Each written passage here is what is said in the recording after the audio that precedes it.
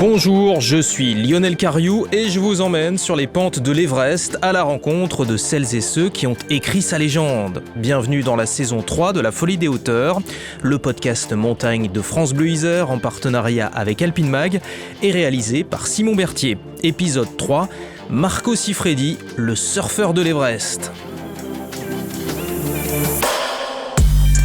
Aujourd'hui, nous allons suivre la trace de Marco Siffredi, un gamin de Chamonix qui à seulement 22 ans fut le tout premier à descendre le géant himalayen en snowboard. Avec ses cheveux colorés et ses boucles d'oreilles, il a su bousculer les codes du petit milieu de la montagne. Marco Siffredi, disparu depuis, avait une insatiable soif d'aventure et un talent fou qui l'ont propulsé tout là-haut sur le toit du monde.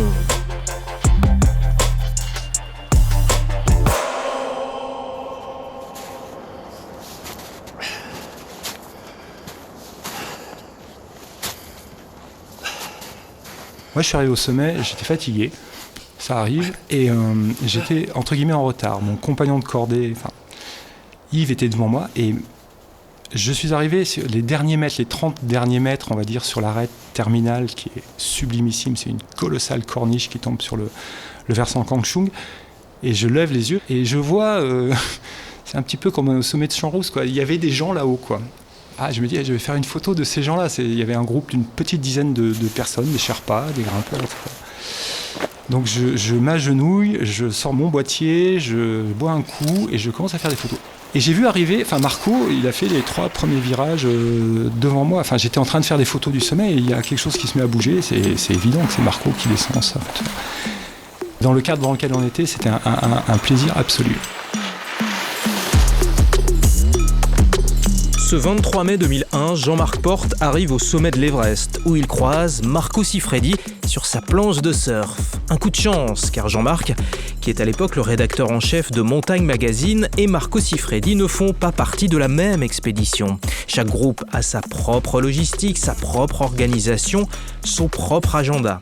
Cette rencontre à 8848 mètres d'altitude a donc un petit goût d'inattendu. Jean-Marc Porte vient de prendre des clichés historiques, ceux de la première descente de l'Everest en snowboard. Marco Siffredi n'a que 22 ans. Il a découvert le surf à l'adolescence et à peine en est-il sorti qu'il est déjà l'un des meilleurs de la discipline. Il faut dire que la montagne, il l'a dans le sang. Marco est né à Chamonix.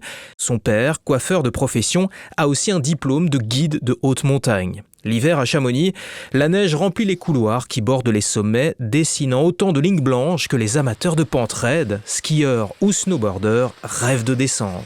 Ce qui l'intéresse, lui, ce n'est pas d'exécuter des figures acrobatiques. Non, son truc, c'est de réaliser des descentes extrêmes dans des pentes vertigineuses. Il a accompagné mes débuts en journalisme à l'époque où j'étais à l'antenne de Chamonix du Dauphiné Libéré. Antoine Chandelier est aujourd'hui grand reporter pour Le Quotidien. Cette rencontre avec Marco Siffredi l'a beaucoup marqué et il a écrit sa biographie aux éditions Guérin. Le livre est intitulé « La trace de l'ange ». Et au milieu d'une actualité qui était assez dramatique à l'époque, l'incendie du tunnel du Mont Blanc, les avalanches, les morts en montagne, il y avait ce jeune qui était à la fois extrêmement contemporain, il parlait en verlan, il avait un peu cette image un peu sexe, drogue, rock'n'roll, et puis qui faisait des trucs incroyables en montagne. Donc ça permettait pour moi qui commençait vraiment journaliste à la fin des années 90, de vivre à mon tour ces grandes heures de la montagne qu'on avait un peu perdues, ces heures des premières. Et lui a renouvelé le genre avec l'engin qui, à l'époque, incarnait le futur, le snowboard. Et lui faisait ça dans des pentes incroyables où il risquait sa vie. Donc j'avais ce jeune qui était à la fois à l'image de sa jeunesse, de sa génération, sa chevelure blonde où il changeait de couleur régulièrement, des boucles d'oreilles de partout. Et donc voilà, je me suis passionné pour lui parce que sa trace était balbutiante. Il faisait des premières au début qui avaient l'air assez accessibles. Et puis très vite, il a fait le Nant Blanc. Alors le Nant Blanc, c'était un peu un mythe. Le Nant Blanc, c'est l'un des versants de l'Aiguille Verte, bien visible depuis la vallée de Chamonix. Une face nord-ouest complexe, faite de neige, de glace et de rochers, le tout à plus de 4000 mètres d'altitude. Son ascension est déjà une aventure réservée aux alpinistes expérimentés. Alors que dire de la descente ? La pente atteint par endroits les 55 degrés d'inclinaison. Avant Marco, seule une poignée de skieurs s'y étaient aventurés. Un seul avait réussi, le génial Jean-Marc Boivin, collectionneur d'exploits, comme par exemple la première descente de l'Everest en parapente. Mais ça, je vous le raconterai dans le prochain épisode de La Folie des hauteurs. Boivin, c'est le modèle à suivre pour Marco Siffredi. Et depuis la première descente du Nant Blanc en 1989, la face demeurait vierge de toute trace. Les photos de cette descente sont sidérantes. On y voit un petit personnage campé sur sa planche de surf, un piolet dans chaque main pour enrayer un éventuel déséquilibre, un personnage comme perdu au beau milieu de cet immense rideau de neige et de glace à 4000 mètres d'altitude. Ce 17 juin 1999, Marco Siffredi vient d'entrer dans l'histoire de la vallée et dans celle du snowboard. Dedans, tu ressens pas trop quand même. Vraiment. Dedans, tu penses arriver en bas vivant, quoi. Et tu es concentré, tu penses chaque virage. Chaque virage que tu prends, c'est un prix, quoi. Que tu fais, c'est un prix et tu es content. Après, je pense que c'est plutôt quand tu passes l'arrivée que tu te dis, là, t'es heureux. Là. C'est clair, c'est un beau souvenir. Une bonne journée. Cette interview est tirée du film Marco, étoile filante, réalisé par Bertrand Delapierre. Bertrand, c'est le grand copain de Marco, celui qui l'accompagnera dans de nombreuses aventures et qui, caméra au point, filmera sa progression. Marco Siffredi peut porter sur les études, préfère arpenter le massif du Mont Blanc avec son surf. Et il a ses petites habitudes, comme la descente de la face nord de l'Aiguille du Midi, dont l'accès est grandement facilité par le téléphérique. En 20 minutes, du centre-ville de Chamonix, avec les boutiques de souvenirs, on est propulsé à 4000 mètres quasiment à l'Aiguille du Midi. Il en enquillait 3, 4, 5 descentes dans la journée, donc, parce qu'il allait très vite. 5 descentes extrêmes dans la journée. Ouais, il pouvait. C'était son manège, l'Aiguille du Midi. Moi, c'est aussi ça qui m'a fasciné, c'est que pour lui, c'était comme j'ai dit, un paradis plein de drames, Chamonix. Ça peut être un paradis, mais où le drame est jamais loin. Mais avec lui, il donnait une image de jouissance, de facilité dans un univers qu'a priori, quand on est profane, ou même pas que profane, on perçoit que le danger, le risque. Voilà. Très vite, le gamin de Chamonix voit plus loin que le bout de sa vallée. C'est l'époque des premières expéditions à l'étranger. Les Andes d'abord, puis l'Himalaya avec Bertrand Delapierre. 5000 mètres d'altitude, 6000, 7000, Marco Siffredi franchit tous les paliers, un par un. Et à l'automne 2000, les deux compères gravissent le Shōhoyu à 8188 mètres d'altitude et ils en redescendent en surf. C'est leur premier 8000. Et du sommet du Shōhoyu, ils voient l'Everest, comme le leur avait dit une certaine Elizabeth Hawley, dont je vous ai déjà parlé dans La Folie des hauteurs. Comme disait Miss Hawley à l'époque qu'on avait croisé, elle dit « Vous êtes au sommet quand vous voyez l'Everest en fait ». Et plein de gens d'ailleurs arrivent sur l'espèce de petite bosse avant et ça, ils disent « Ouais, ok, c'est fait, super », ils s'embrassent. Et en fait, tant que tu vois pas l'Everest, t'es pas au vrai sommet en fait. J'ai rencontré le réalisateur Bertrand Delapierre chez lui à Passy, près de Chamonix. Et d'ailleurs, il reste une bonne demi-heure de mémoire entre le petit replat et le vrai sommet, quoi. À partir du moment où il était allé au Népal, c'était vraiment l'Everest était le petit virus dans la tête, là, le petit vélo qui tourne. Il fallait qu'il le tente au moins, voilà. Il s'est renseigné, il est allé voir des anciens, des gens qui avaient l'expérience, qui lui disaient non, oui, non pas le printemps, oui c'est plutôt l'automne, voilà. Et puis il est allé, et puis contre vents et marées, il a réussi à le faire en fait. Et c'est vrai qu'au printemps, même moi, je lui disais mais au printemps, Marco, t'as vu les montagnes du Népal, elles sont toutes sèches. Après l'hiver, il y a eu que du vent, il a neigé 3 cm, ça va pas faire quoi en fait. Et puis lui, il y a cru, et puis voilà, il a pas lâché l'affaire, comme on dit, et puis ça a fait, quoi. Et voilà donc, en 2001, Marco Siffredi au pied de la montagne des montagnes, côté tibétain, d'où il aperçoit le versant nord. Il a 2 options pour la descente, Le couloir Hornbein, direct depuis le sommet, mais on est au printemps et il n'y a pas assez de neige. Alors, ce sera le couloir Norton. Et pour descendre du sommet de l'Everest, il faut d'abord y monter, ça paraît logique. Logique mais pas évident du tout. Commence alors le long et pénible travail d'acclimatation qui consiste à faire des allers-retours entre la montagne et le camp de base afin d'habituer peu à peu l'organisme au manque d'oxygène. Car les bouteilles d'oxygène artificiel sont réservées pour les derniers hectomètres de l'ascension. Marco Siffredi a convaincu quelques sponsors de l'aider à financer le voyage, mais son ami Bertrand de la Pierre n'a pas pu venir. Sans lui donc, pas de caméraman ni de photographe. Le camp de base du versant tibétain est déjà bien peuplé en ce printemps 2001. Pas moins de 30 expéditions y attendent un créneau météo. C'est là que Marco fait la connaissance de Jean-Marc Porte, le journaliste. Et quelle n'est pas leur surprise lorsque débarque un jeune Autrichien affublé d'une planche de surf. Lui aussi veut faire la première descente de l'Everest, la tuile. Ce concurrent imprévu tente sa chance le 22 mai. Il parvient au sommet, fait quelques virages en snowboard, s'arrête, puis continue à pied. Ouf, la première descente de l'Everest en surf reste à faire. Ce jour-là, Marco est resté au camp 4 pour se reposer. À minuit, il se lève, enfile sa combinaison et à 2h du matin, il se met en route, accompagné par le Sherpa Lobsang Themba qui porte sa planche. Le chamoniard est en très grande forme, comme aimanté par le sommet. Après quelques pas d'escalade, il parvient sur la longue crête terminale défendue par 3 ressauts. Il les surmonte et à 6h du matin ce 23 mai, le voilà sur le toit du monde. Il y reste près de 2 heures pour savourer l'instant et préparer sa descente. Et puis aux alentours de 8 heures, il s'élance. Tout doucement. Je prends encore un peu d'oxygène. Je chausse ma planche. Et j'y vais, ok ? Et Marco m'a littéralement passé dessus. Nous retrouvons Jean-Marc Porte qui lui monte toujours et s'apprête à rejoindre le sommet. Enfin, passé dessus. Il est passé devant moi. La trace de sortie, elle est pas très, enfin, elle est large, mais. Et puis je l'ai vu disparaître sur le versant. Donc le couloir Norton, il est face. Et ça, il faut en avoir une bonne idée sur l'Everest. Contrairement au versant népalais, l'horizon des versants nord, c'est pas la chaîne himalayenne, ce sont les hauts plateaux tibétains. Ces mondes d'altitude ocre, jaune, tachetés de lacs, etc. Et c'est un horizon qui va jusqu'au bout du monde. C'est-à-dire que quand on est au sommet de l'Everest, on commence à percevoir comme dans l'océan la courbure de la Terre. Et moi, l'image que je garde, c'est Marco qui disparaît vers ces mondes-là, quoi, vers la descente, mais pas du tout face à un paysage de montagnes acérées, de la puissance de la barrière himalayenne. C'est vers un espèce d'épure désertique absolue.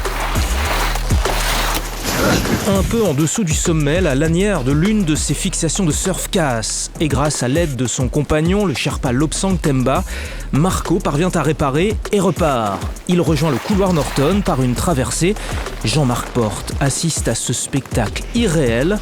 Devant lui, Marco Siffredi, vêtu d'une combinaison mauve en duvet, se fraye un chemin dans la face nord. À chaque virage, il doit sauter pour faire tourner sa planche. C'est entre neige et rochers. Et c'est des bandes horizontales, les rochers. C'est des petites pas des surplombs, des petits bouts de falaise de 3-4 mètres. Et il faut trouver sa trace là-dedans. Après, le couloir Norton, proprement dit, est plus clair et plus facile. Mais rejoindre sur les 150-200 mètres sous le sommet, c'est un jeu de piste, quoi. Et le deuxième point, c'est, moi je me souviens de Marco s'arrêtant dans les bourrasques de vent. C'est-à-dire que le vent remontant, enfin la neige, etc.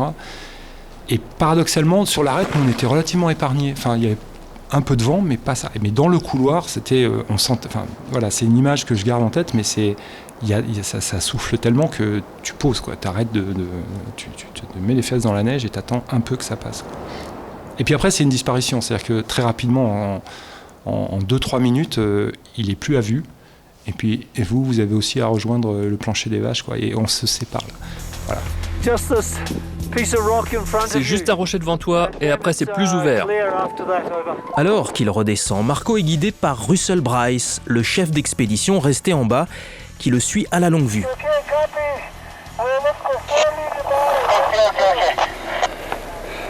Bravo, bravo. Après, c'est beaucoup plus facile pour toi.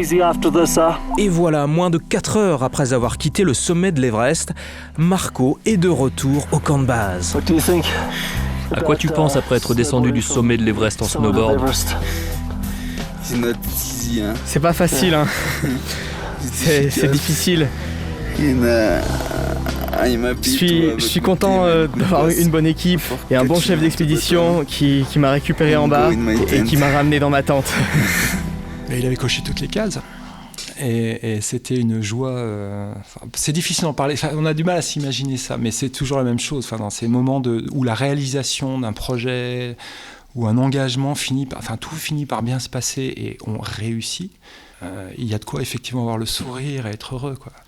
Voilà. Et c'était très léger. Moi, je sais que on peut quitter des fois des camps de base. On n'a pas réussi, machin, tout ça. Mais là, c'était juste, on était des gamins heureux, quoi, vraiment.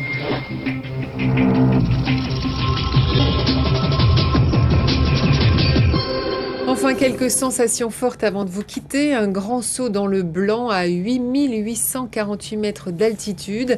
C'est ce qu'a accompli le jeune surfeur de Chamonix, Marco Siffredi. Il est âgé de 22 ans. Il a descendu en snowboard la face nord de l'Everest, une première mondiale. À peine a-t-il rejoint la France que Marco pense déjà à retourner à l'Everest. Il le dit d'ailleurs aux journalistes. Lui, ce qu'il veut vraiment, c'est descendre le couloir Hornbein, la ligne parfaite sur la plus haute montagne du monde. L'Everest, 8850 mètres. Sa face nord et son couloir Hornbein, 3000 mètres de dénivelé, et à son pied, la première la plus recherchée par les meilleurs riders du monde. Voilà, la vraie descente, elle est là, et tous les vrais skieurs et les vrais riders, ils l'ont pensé un jour, c'est la vraie descente, elle est à faire, elle est là, quoi. Voilà, ce que j'ai fait, c'est bien, j'ai eu de la chance, j'ai pu faire ce que j'ai fait, voilà, c'était cool. Mais bon, le but ultime, il n'était pas là, quoi. Et dès l'année suivante, il repart, en automne cette fois, pour avoir de la neige. Mais le contexte est totalement différent. Autour de lui, une équipe très réduite. C'est la seule expédition côté tibétain. Quand il disparaît dans son deuxième Everest, il accumule quand même les boulets aux pieds, les handicaps, les difficultés, quoi, parce qu'il est tout seul. Il part dans un versant vierge. De l'autre côté, par rapport à son camp de base, il n'a pas de radio, sans témoin, sans rien. Je dirais que c'est l'engagement absolu, quoi. Voilà, cette face nord de l'Everest où il est encore aujourd'hui, quoi.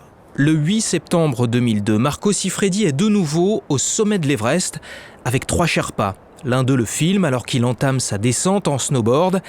Il est 14h12, Marco a chaussé sa planche et se dirige vers le couloir Hornbein.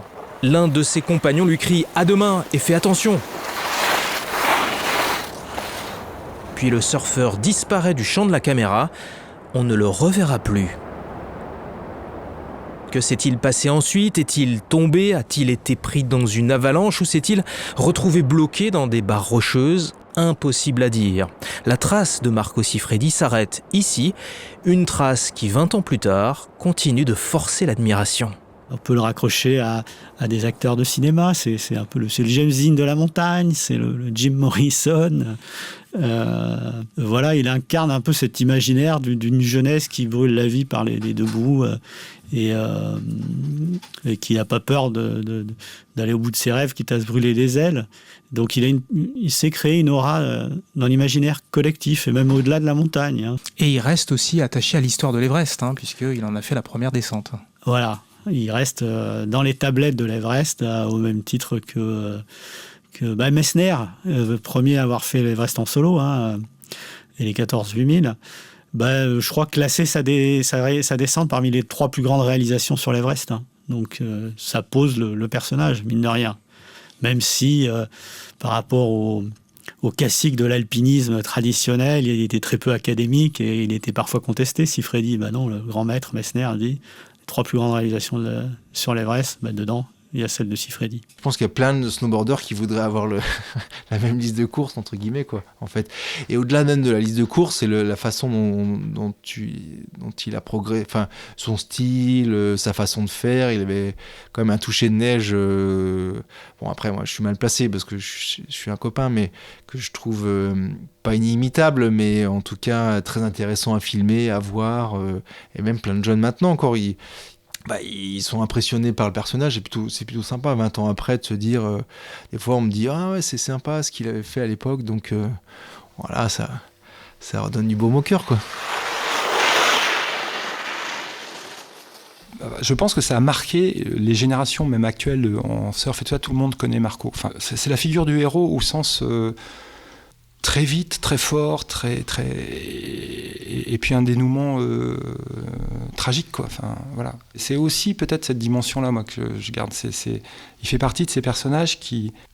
Alors, on parle d'étoiles filantes ou des choses comme ça, mais il y a de ça. C'est une lumière brève, intense, brève, pas très très longue sur l'histoire, la durée d'une vie d'homme peut-être, mais tellement intense et tout ça qu'on regarde ça en disant waouh, waouh. En 2017, le réalisateur Serge Hazanavicius s'est inspiré du personnage de Marco Siffredi pour son film Tout là-haut avec Kev Adams. Marco Siffredi, on l'a vu, s'était lui-même beaucoup inspiré d'un grand alpiniste, Jean-Marc Boivin, le premier à avoir descendu le Nant Blanc à ski. Boivin a aussi été le premier à décoller du sommet de l'Everest en parapente, c'était en 1988. Et cette histoire, je vous la raconterai dans le prochain épisode de La Folie des Hauteurs, le podcast montagne de France Bleu Isère, en partenariat avec Alpine Mag et réalisé par Simon Berthier.